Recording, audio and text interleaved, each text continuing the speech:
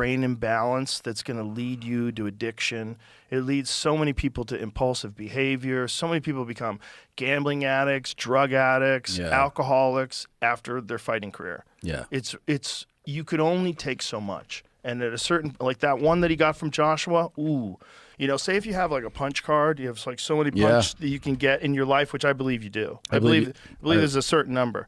That one was like 10 punches. Yeah. That was like, there was a lot of concussions in that one punch. Sure. That was real damage. Like if someone's breaking your jaw in two places, the inside of your fucking head there's a lot. The internet did a double take when this one hit, because this didn't sound like trash talk or podcast banter. This sounded like panic wrapped in concern. When Joe Rogan allegedly begged Jake Paul to retire after that brutal Anthony Joshua knockout, people stopped laughing and started rewinding. Begging is not part of the usual macho script, especially not in boxing. This wasn't a hot take tossed out for clicks. This felt like something said behind closed doors that accidentally escaped into public air.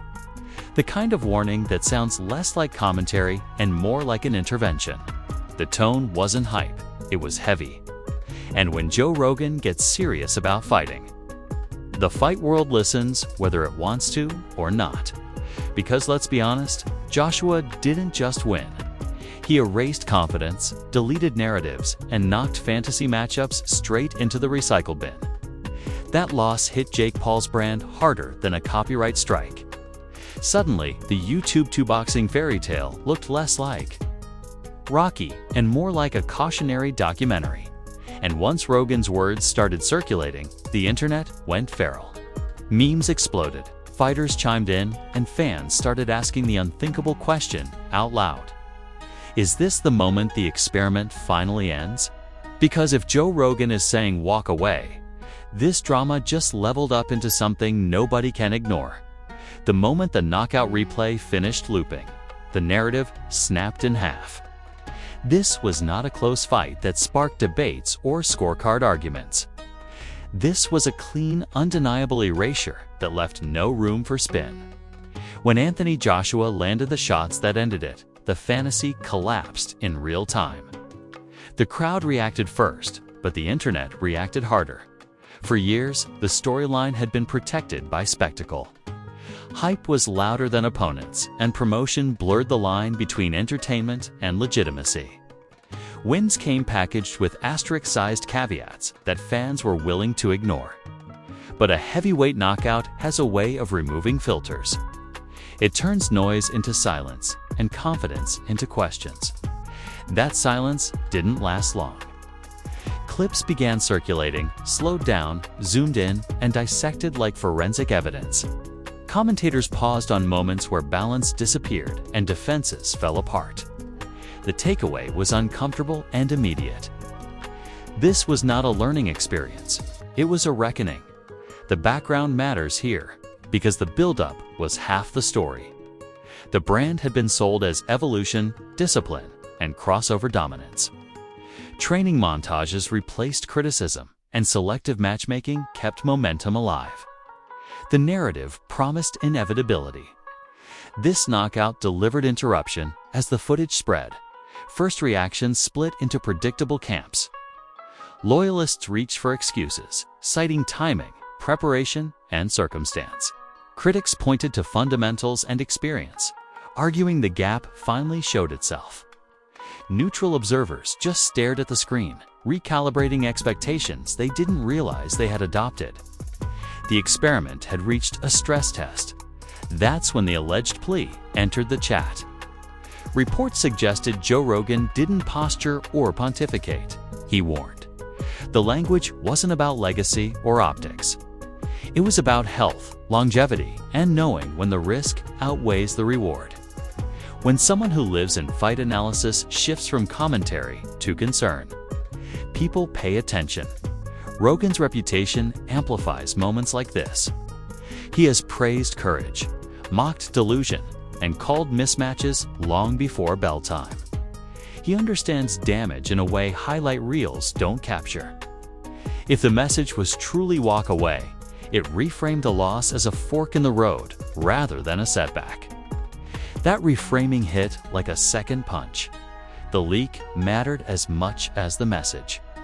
Private warnings aren't supposed to become public pressure.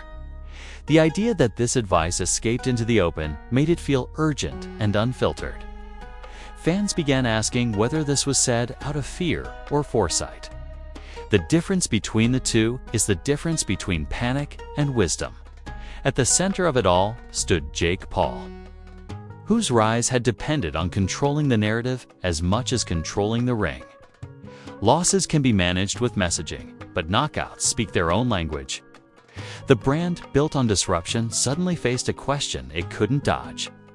Is the climb still progress if the ceiling just collapsed? Social feeds turned into live focus groups. Some praised the honesty of a hard stop, arguing that courage includes knowing when to quit. Others accused the warning of being premature, claiming growth requires failure. Both sides talked past each other while the clip kept replaying. The footage didn't argue back. The sarcasm arrived right on schedule. Comparisons flooded timelines, likening the arc to a movie franchise that skipped the middle and went straight to the finale. Jokes framed the knockout as a plot twist nobody asked for. Humor became a coping mechanism for recalculating beliefs. Laughter hid unease, industry voices added texture without clarity. Fighters hinted at mismatches and matchmaking realities. Trainers spoke in code about development and danger. Everyone seemed careful not to say too much. When caution replaces confidence, it's a signal. The timing sharpened everything. Heavyweights do not offer learning curves. One mistake costs months, sometimes years. The conversation shifted from what's next to what's safe. That pivot matters in a sport where bravado often drowns out prudence. Safety entered the discourse and refused to leave. Media coverage followed the tension rather than resolving it. Headlines teased urgency without conclusions. Panels debated consequences while avoiding definitive claims. The absence of certainty kept attention locked in. This wasn't closure, it was ignition. Fans revisited old clips with new eyes. Moments once framed as grit now looked like gaps. Praise sounded dated. Criticism sounded prophetic. Hindsight sharpened its knives. Memory rewrote itself in public. The loss also disrupted the ecosystem around the fights. Potential matchups suddenly felt risky instead of lucrative. Promoters recalculated. Opponents reconsidered. The chessboard shifted because one piece fell hard. Online arguments intensified as people projected identity onto outcome. Support became loyalty tests. Critique became betrayal. Reason got sidelined by emotion. This wasn't about a bout anymore. It was about belief. The alleged warning kept resurfacing, quoted, paraphrased, and argued over. Some said it was compassionate. Others called it alarmist. The words gained weight with each retelling. Repetition turned rumor into perceived truth. What lingered beneath the noise was a simple reality. Knockouts change careers more than scorecards ever do. They compress timelines and force decisions. The idea of retirement moved from taboo to topic in a single night. As the first wave settled, anticipation replaced shock. People waited for a response, a statement, a counter-narrative. Silence stretched. Every hour without clarity thickened the plot. Waiting became part of the drama. This phase didn't end with answers. It ended with tension. The loss had spoken, the warning had echoed, and the path forward looked narrower than it did before the bell. Whatever came next would not be framed as growth alone. It would be judged as choice, and that choice, once public, would pull the story into its next escalation. The second the alleged plea started circulating, No Fight World snapped into reaction mode. This wasn't a slow burn debate that unfolded over weeks. This was instant combustion. The loss had already rattled expectations. But the idea that Joe Rogan urged Jake Paul to step away turned a sports moment into a cultural flashpoint. People weren't just reacting to punches anymore. They were reacting to a warning. Clips of the knockout multiplied with new captions that felt sharper and meaner by the hour. Every replay came with a different thesis. One version framed it as inevitable physics meeting hype. Another framed it as a harsh lesson in levels. The loudest posts didn't analyze technique, they analyzed destiny. The internet loves a narrative that feels final. Memes poured in like floodwater through a broken dam. Some joked that the experiment had reached its warranty expiration date. Others compared the arc to a blockbuster sequel that skipped character development and went straight to the boss fight. Humor landed because it masked discomfort. Laughing felt easier than admitting the stakes had changed. Celebrity reactions widened the blast radius. Fighters chimed in with coded language about matchmaking and patience. Trainers dropped cryptic advice about building blocks and timelines. Influencers outside boxing took victory laps over predictions they'd made years earlier. Everyone wanted credit for seeing this coming. Hindsight became a currency. The comparisons escalated quickly and wildly. People likened the moment to a high-speed car test that skipped safety checks. Others called it a science experiment that forgot gravity exists. A few even framed it as a reality show finale where the producers forgot the cameras don't stop punches. Hyperbole ran the room, and the room loved it. Public outrage split into strange shapes. Some were angry that anyone would suggest retirement after one loss, calling it gatekeeping disguised as concern. Others were angry that the loss ever happened, blaming matchmaking and spectacle for putting health at risk. A third group was angry simply because anger performs well. All three fed the algorithm. As the debate raged, Anthony Joshua became the quiet anchor of reality. His presence reframed everything. Heavyweight power is unforgiving, and everyone knows it. The conversation stopped pretending that courage alone bridges gaps. Gravity does not negotiate with branding. Sarcasm sharpened into commentary that cut deeper. People joked that the learning curve had been replaced by a cliff. Others quipped that levels aren't a metaphor when the bell rings. The jokes stuck because they felt true. Truth, when it arrives violently, tends to linger. Media panels leaned into the spectacle without settling the question. Some hosts argued that adversity is essential for growth, that setbacks forge champions. Others countered that heavyweights don't offer internships. The back and forth kept viewers glued without offering resolution. Suspense sells better than answers. Fans became factions. One side defended resilience and insisted the path forward still existed. The other side argued that risk management is not cowardice. Comment sections hardened into loyalty tests. The fight stopped being about technique and became about identity. Who you sided with said something about you.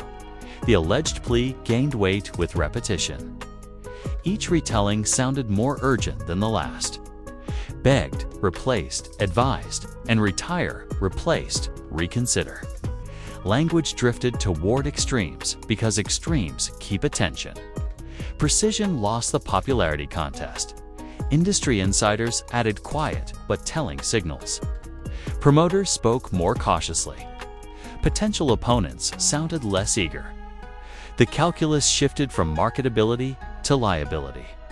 Those shifts never trend, but they move the needle. The chessboard rearranged itself off-camera. Training footage resurfaced with new captions that read like prophecy. Moments once praised as grit were reframed as warning signs.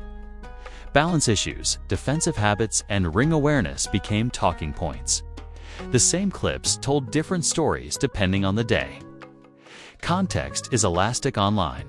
The outrage also spilled into broader conversations about crossover sports. Critics argued the spectacle cheapened boxing. Defenders argued it brought eyes and money.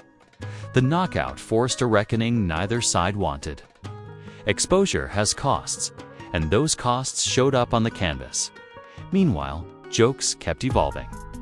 countdown memes predicted statements that hadn't been made. Fake retirement graphics circulated, then got debunked, then circulated again. The cycle repeated because repetition breeds belief. Even satire leaves residue. The alleged plea cast a shadow over every hypothetical matchup. Fans debated names with a new caution baked in. What once felt bold now felt risky. The tone of fantasy booking shifted from bravado to caveats. Fear doesn't need permission to sit at the table. As days passed, reactions settled into routines. People checked for updates like weather reports. The absence of definitive news kept tension alive. Waiting became content. Every silence was interpreted as strategy. Critics softened in pockets, acknowledging the danger while maintaining skepticism. Supporters grew more defensive, equating caution with betrayal. The middle ground shrank. Polarization thrives on unresolved questions. The spectacle revealed something uncomfortable about the audience too. Many wanted a clean ending, either a triumphant rebound or a definitive exit. Ambiguity frustrated them. Stories feel safer when they resolve. This one refused. By the end of this phase, escalation had done its job. It expanded the story beyond a single bout and into a referendum on ambition, risk, and limits. The knockout wasn't just a loss anymore. It was a crossroads. What came next wouldn't be decided by memes or panels. It would be decided by choices made under scrutiny. And once choices are made, the fallout writes itself. The noise quieted just enough for consequences to step forward. When the volume finally dipped, reality stepped into the ring and refused to be ignored. The jokes slowed, the memes aged out, and what remained was consequence. Knockouts don't just end fights, they rearrange futures. The loss stopped being a clip and became a mirror. Everyone involved had to look at it, whether they liked the reflection or not. For Jake Paul, the aftermath wasn't about pride, it was about direction. Silence became strategy, and every non-post felt intentional. The brand built on momentum suddenly faced gravity. When hype pauses, questions rush in to fill the space. And the biggest question wasn't about the next opponent. It was about the next risk. Public perception shifted in a way that's hard to reverse. Before the knockout, debates centered on legitimacy. After it, debates centered on safety. That's a dangerous pivot in a sport where confidence fuels opportunity. Once fans start asking whether someone should be protected from the sport itself, the narrative has already turned. The warning attributed to Joe Rogan hung in the air like unfinished business. Whether begged, urged, or advised, the sentiment stuck. It reframed the loss as a line in the sand rather than a stumble. People didn't argue about what he said anymore. They argued about why it resonated. The heavyweight context mattered more with time. Anthony Joshua wasn't framed as a villain or a foil. He became a reminder. Heavyweight boxing punishes shortcuts and exposes timelines. The division does not reward curiosity. It demands preparation. That truth settled into the conversation and refused to leave. Industry behavior reflected the shift quietly. Potential matchups cooled. Language from promoters grew careful. Risk assessments replaced bravado. These changes don't trend, but they determine outcomes. When the ecosystem recalibrates, careers feel it before audiences do. Fans processed the aftermath unevenly. Some leaned into loyalty, treating persistence as proof of character. Others pulled back, unwilling to cheer for danger. The split wasn't about fandom anymore. It was about responsibility. Support began to sound like consent, and that made people uncomfortable. Critics found less to mock and more to consider. The easy jokes dried up once the stakes felt real. Commentary turned reflective, even when it stayed skeptical. Finality has a sobering effect. It forces seriousness into conversations that prefer spectacle. Training footage, once a source of reassurance, became evidence in hindsight debates. Movements were scrutinized. Habits were questioned. The same clips told different stories depending on who was watching. Context, once ignored, became central. The absence of a clear announcement stretched the tension. No retirement. No defiant comeback. Just space. Space invites projection, and projection fuels debate. Every day without clarity. Added weight to the decision that hadn't been made publicly. The conversation broadened into a referendum on crossover sports. Supporters argued that ambition deserves room to fail. Critics countered that boxing is not a playground. Both sides agreed on one thing without realizing it. The cost of failure had increased. Legacy entered the chat quietly but firmly. Not legacy as trophies, but legacy as responsibility. What does it mean to influence millions if the path you model carries real danger? That question lingered longer than any punchline. Media narratives matured as the days passed. The tone shifted from sensational to analytical. Panels discussed risk tolerance and career arcs instead of clout. The story aged in public, and aging changes everything. The ripple effects touched future plans, whether announced or not. Training choices, opponent selection, and timelines all felt heavier. Decisions once framed as bold now required justification. Courage needed context. Confidence needed proof. Supporters noticed the change in themselves too. Cheering felt different when the possibility of harm became central. Entertainment collided with ethics. That collision doesn't resolve cleanly. It reshapes behavior. The absence of closure frustrated audiences accustomed to endings. No dramatic press conference. No viral declaration. Just a pause. Pauses make people uneasy because they don't tell you how to feel. They ask you to wait. Waiting turned into reflection. Reflection turned into recalibration. The sport does that when it forces honesty. Knockouts remove illusion faster than commentary ever could. What remained undeniable was that the experiment had entered a new phase. Not ascent. Not spectacle. Decisions define careers more than wins and losses combined. As time moved on, tension drifted to new stories, as it always does. But drift is not erasure. The knockout stayed bookmarked in public memory. The warning stayed quoted. The questions stayed open. This is how aftermaths work in combat sports. The ring goes quiet, but the echoes decide what comes next. Not loudly, not immediately, but definitively. Whatever choice comes, it will be measured against this moment. The loss, the warning, the silence. Together, they form a turning point that cannot be unseen. And that is the real impact. Not the memes, not the panels. The narrowing of options when reality shows up uninvited because once the bell rings and the lights fade. The only thing that matters is what you do with the truth that remains. Now don't click away like this was just another fight clip you'll forget by tomorrow. If this breakdown made you pause, rewind, or rethink everything you assumed about hype, courage, and limits, that's because it hit where it was supposed to. This wasn't just a loss. It was a reality check with gloves on. And reality checks don't come gift-wrapped. So let's hear it in the comments, because that's where the real fight always happens. Was Joe Rogan right to sound the alarm? Or did the internet turn concern into panic? Should Jake Paul keep pushing forward, or is knowing when to walk away the toughest win of all? Say it with your chest. Safe takes are boring, and boring doesn't belong here. If this story kept you locked in, smash that like button like it owes you money. Hit it the way heavyweight punches land when nobody's blocking.